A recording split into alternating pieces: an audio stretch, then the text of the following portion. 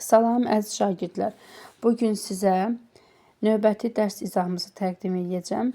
Nəzm nədir? Bunun haqqında danışmaq istəyirəm. Nəzm əsərlərin, bədii əsərlərin yazılma formasından biridir. Bilirsiniz ki, Azərbaycan ədəbiyyatında əsərlər iki formada yazılır. Nəzm şəklində və nəsr şəklində. Nəzm özünün müəyyən bir xüsusiyyətləri var ki, bu da bunu nəsrdən fərqləndirir.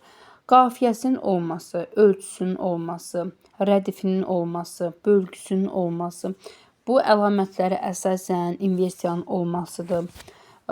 Bu kimi əlamətlərə əsasən nəsrdən fərqlənir. Nəzm ərəb sözü olubdur, mənası nizam, intizam deməkdir. Yəni şeir dili, şeir formasında əsərlərin təqdim edilməsidir. Şeirlər misallardan təşkil olunur və beytlər, bəndlər formasında olur. Hüseyn Arif deyir ki, elə ki balalar gəlir dünyaya. Baxın, bu bir misradır. Bir sətir şeir, bir misra adlanır. Bəs bəndlər nədir? Bəndlər təşkil eləyən misraların sayı 3-dən çox olmalıdır. 3 və 3-dən çox olmalıdır. Buna nümunə göstərə bilərsiniz. Qoşma, gəraylı, müxəmməs, müsəddəs, mürəbbi kimi şeirlər nümunə göstərə bilərsiniz ki, bunlar bəndlər formasında yazılır. Bəs beytlər formasında hansılardır? 2 misradan təşkil olunanlar beytlər formasındadır. Məsnəvini götürə bilərsiniz, qəzəl götürə bilərsiniz, qəsidəni götürə bilərsiniz ki, bunlar da beytlər formasında yazılır. Və gəldik ahəngə, ölçüyə, qafiyə, rədif, bölgü, bunlar haqqında danışaq sizə. Bilirsiniz ki, bölgü prinsipi heca vəzninin əsas əlamətlərindən biridir. Bəs belə bir sual təqdim edeyim sizə, sonra da cavabını verim. Bölgü sizcə prinsipi heca vəznində əsərlərdə pozula bilərmi? Biz dərslərimizdə buna aydınlıq gətiririk ki, bölgü prinsipi heca vəznində əsərlərdə pozula bilər, amma əruz vəznində əsərlərdə bölgü prinsipi, daha doğrusu heca vəznində əsərlərdə əruz getməyək hələ, heca vəznində əsərlərdə bölgü prinsipi pozula bilər. Söz prinsipi pozulmayacaqdır, amma bölgü prinsipi pozula bilər. Bu bölgü prinsipinin pozulması nədir? Və bölgü harda vergül işarəsi varsa biz bunu bölgü mü götürməliyik? Yox, belə bir şey yoxdur. Bölgü əsərlərin arasında edilən, daha doğrusu misallar arasında edilən müəyyən o fasilələr ki var, biz onlara onları bölgü adlandıracaq və bölgü sayları hecalara əsasən təyin olunacaqdır. Misal üçün, mən bir şeir götürüm. Bir şeirdə bölgüm 4 plus 4 formasında davam edə bilər. Ya da ki, 4 plus 4 üstə gələk 3 bu formada davam edə bilər. Sonra növbəti misramda 6 plus 5 formasında gələ bilər. Yəni, bölgü prinsipinin pozulması ola bilər. Yaxşı, rədif nədir? Gəlin rədifdən danışaq. Rədif müəyyən, konkret olaraq stabil bir şəkildə yeri var ki, rədif qafiyədən sonra təkrar olunan gələn sözə deyilir. Bu da onu təkrirdən fərqləndirir. Təkrir misranın istənilən yerində təkrar olunan əvvəlində, ortasında, sonunda təkrar olunan sözlərə deyilir. Amma rədif belə deyil. Rədif stabil şəkildə qafiyədən sonra təkrar olunan sözə deyilir. Gəldik qafiyə. Qafiyənin də növləri var. Bəs qafiyənin növləri hansılardır? Onlara baxaq. Bax, qulaq qafiyəsi var. Daha sonra daxil qafiyə var, cinas qafiyə var, yoxsul qafiyə var, zəngin qafiyə var. Ümumiyyətlə, səs tərkibi etibarilə bir-birinə yaxın olan səsləşən sözlərimiz qafiyə adlanır. Zəngin qafiyə odur ki, səslərin əksər səslər, yəni çox səslər bir-birindən səsləşə bilir. Buna tam qafiyə də deyirik.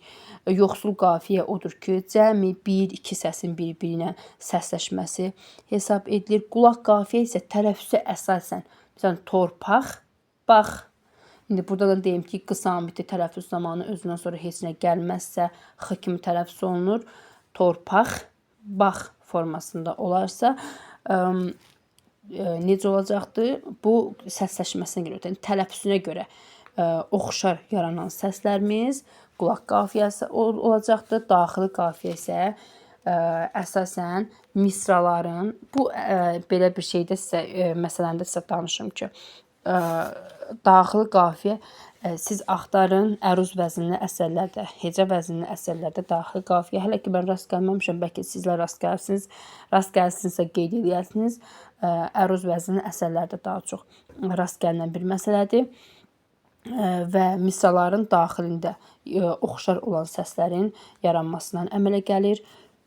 Yaxşı, gəlin baxaq görək cinas qafiyə nədir? Cinas qafiyə isə tələffüzcə eyni olur. Yəni amonim sözlərdən düşünün ki, amonim sözlərdən də yarana bilər. Amonim sözlərdən təşkil olunur, tələffüzcə eyni olur.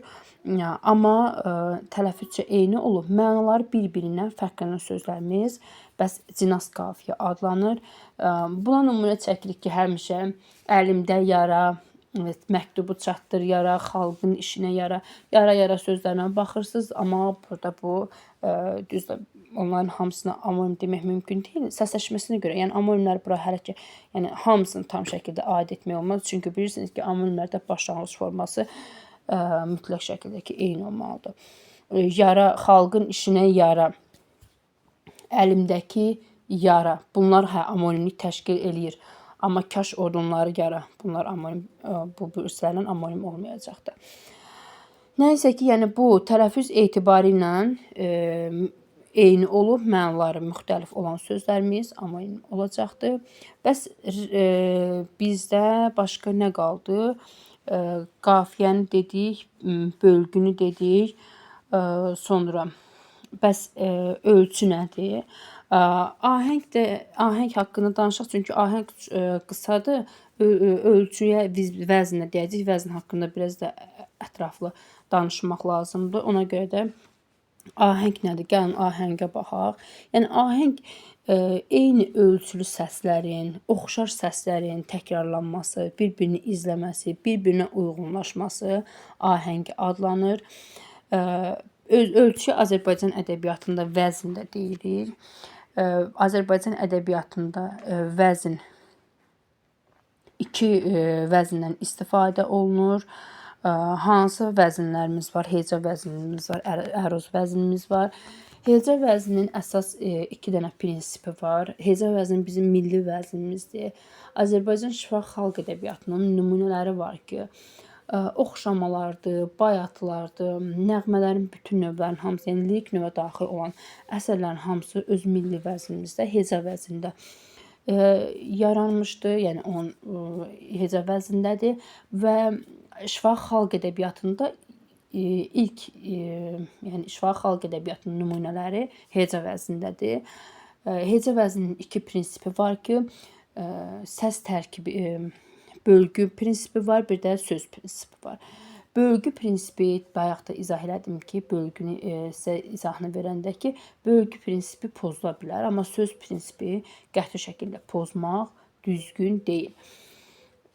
Və bunlarla bağlı ayrıca bir video, vəzinlərlə bağlı ayrıca bir video təqdim edəcəm. Əsas sizə burada məqsədim nəzm nə idi, nəzmin əlamətləri nə idi, nəzmi nəsrdən fərqləndirən xüsusiyyətlər hansılar idi, bunları verməkdir, təqdim etməkdir və bunları da sizə qeyd elədim. Vəzinlər haqqında, əruz vəzni və hecə vəzni haqqında ayrıca bir dənə videomuz olacaqdır. Və nəsr haqqında da ayrıca bir videomuz olacaqdır. Onu da sizə təqdim edəcəm. Oldu, hələlik.